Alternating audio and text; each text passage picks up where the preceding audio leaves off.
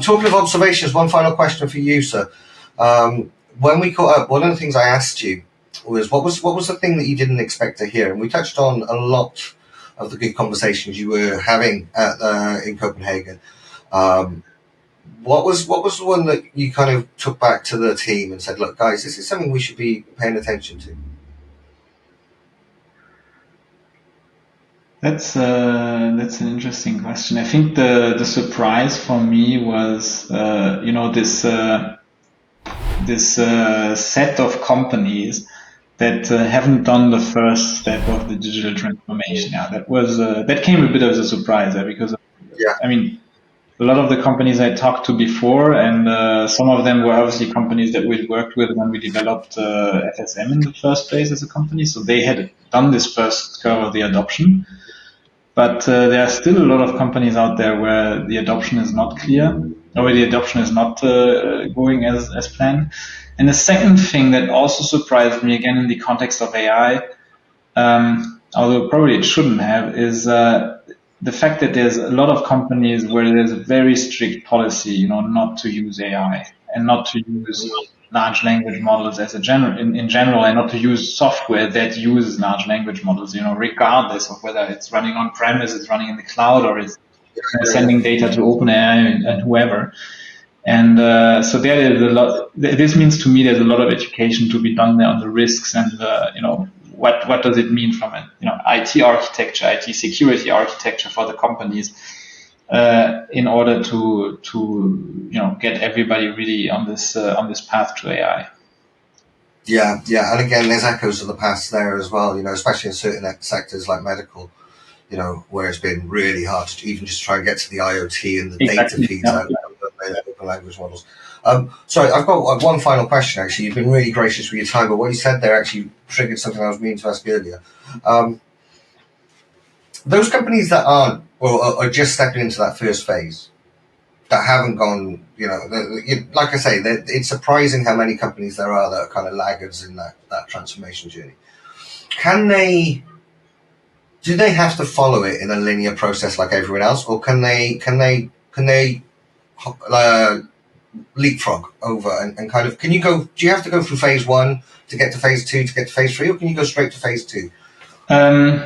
It depends. It's interesting. So we do have cases where we work with clients and they're indeed leapfrogging. Yeah? So they're in the process of implementing a tool like FSM with mobile apps, etc. But it's not like they haven't been doing service the last 20, 30 years. Yeah. They have been doing service. They have recorded service cases, and they have somewhere put a service report as well.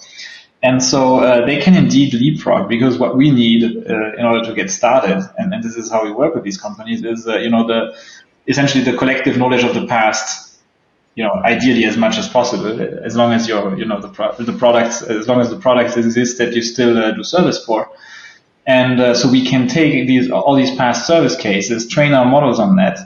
And then, as the new tools get implemented and you get the new service cases in, you can already provide the AI-infused answers to them.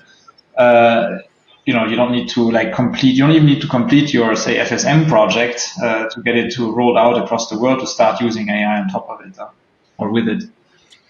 Oh, that's cool. Yeah. Because I see that happening in certain regions. I've seen that for a while. For example, in the Middle East, in the oil and gas sector. They eschewed mobile and FSM for a long time just because the labor costs were lower than the software costs. But then suddenly they bounced way ahead when it came to augmented reality, dialing in that experience, because it made more sense for them, because the expertise wasn't in the Middle East, it was mainly in the West. So yeah, it's a really interesting point. Listen, JT, you have been incredibly gracious with your time. It's lovely to speak to you again, sir. Any final message? I'll put all the links that we need to direct people to. Any final closing thoughts? I mean, as we talk about the journey to AI, I think the message to companies and service leaders in general is get started on it, try it out, and embrace the journey. Okay, hopefully you found that really useful as a service leader. That's what our purpose here is to try and help you as a service leader be the best that you can.